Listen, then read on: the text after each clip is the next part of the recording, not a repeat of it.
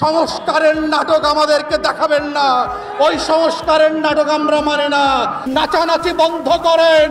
আপনাদেরকে আমরা যেভাবে দয়া করে চেয়ারে বসেছি, আবার দয়া উচ্চ করে চেয়ার থেকে নামায়া দিতে পারবো। অভ্যুত্থানের রক্তে কোনো দেবর ভাবির সম্পর্ক চলবে না। আওয়ামী লীগের সাথে কেমন যেন এই শেয়ার বাজারের সম্পর্কটা একটু তালাকের সম্পর্কের মতো। আওয়ামী লীগ 96 সালে যখন ক্ষমতায় আসলো, আমরা 97-98 সালে দেখলাম যে বাংলাদেশের ইতিহাসের সবচেয়ে ভয়ঙ্কর শেয়ার বাজার লুট এবং ধস নেমেছে। লক্ষ লক্ষ পুঁজিবাজারে বিনিয়োগকারীরা শুধু ক্ষতিগ্রস্ত হন নাই, আমরা তখন পত্রিকায় পড়েছি যে একের পর এক ক্ষতিগ্রস্ত বিনিয়োগকারীরা ফ্যানের সাথে গামছা এবং রশি ঝুলিয়ে আত্মহত্যা করেছেন। ঠিক একইভাবে আমরা দেখেছি 2009 সালে দিল্লির সমর্থন নিয়ে এই ফ্যাসিবাদীরা যখন ক্ষমতায় আসলো, তার 1-2 বছরের ভিতরেই আবার শেখ পরিবারের ফ্যাসিবাদীদের আচার আচরণ ওই তালাকের সম্পর্কের মতো করে ফ্যাসিবাজারে করোনার মতো করে ঢুকে গেল এবং বাংলাদেশের প্রত্যেকটা শেয়ার মার্কেটকে করোনা ভাইরাসের মতো আক্রান্ত করে দিল।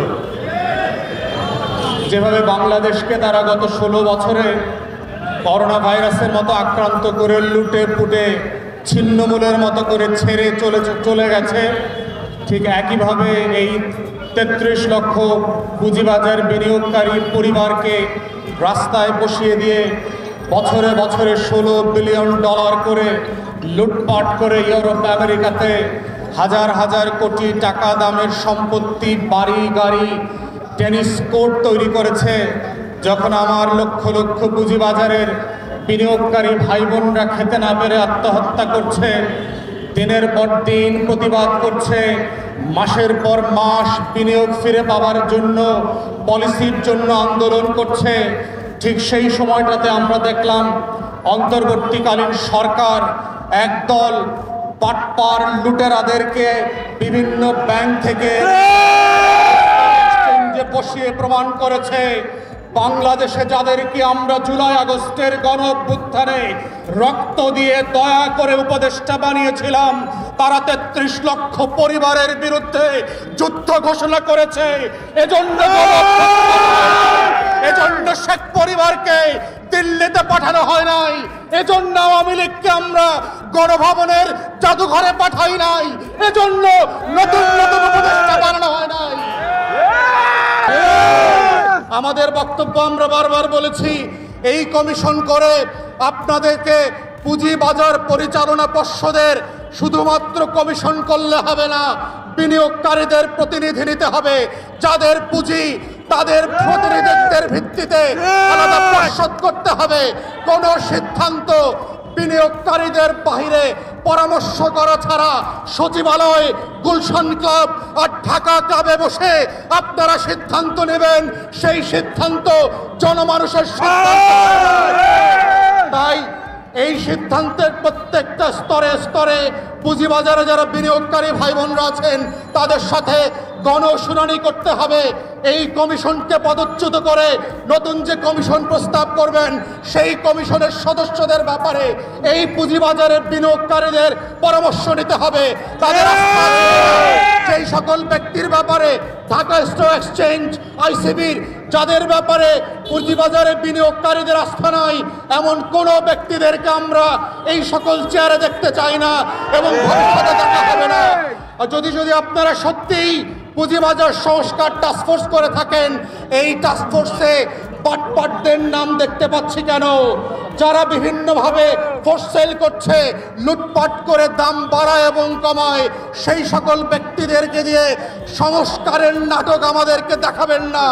ওই সংস্কারের নাটক আমরা মানি না।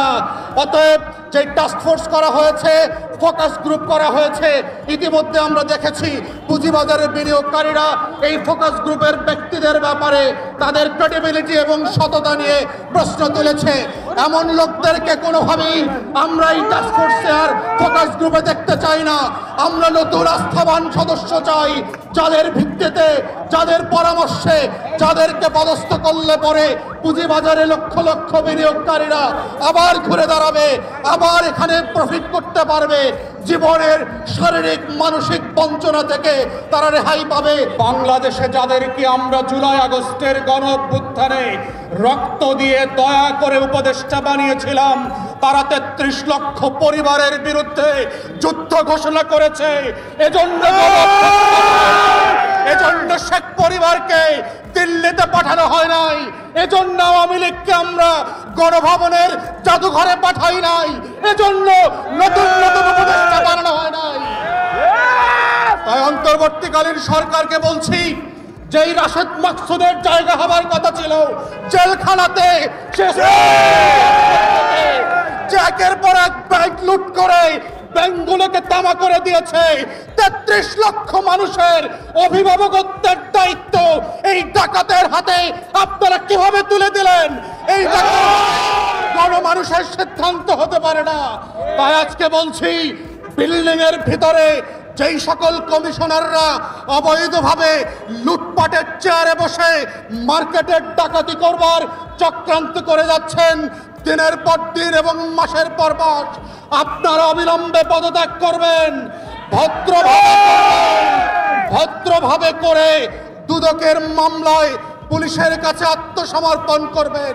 লুটপাটকারীদেরকে পুনর্বাসন করার রাজনীতি বাংলাদেশে আর হতে দেওয়া যাবে না। আমরা খুব পরিষ্কার করে অন্তর্বর্তীকালীন সরকারকে বলছি, যেটা বারবার করে বলেছি, 33 লক্ষ পরিবার এবং বিনিয়োগকারীর পক্ষ থেকে আপনারা অবিলম্বে একটা স্বাধীন তদন্ত কমিশন করবেন। চোর ডাকাতদেরকে আত্মীয়তার সম্পর্কের ভিত্তিতে না, চুরির ভিত্তিতে জেলে পাঠাতে হবে, ডাকাতির ভিত্তিতে জেলে পাঠাতে হবে, দুদকের মামলার ভিত্তিতে জেলে পাঠাতে হবে।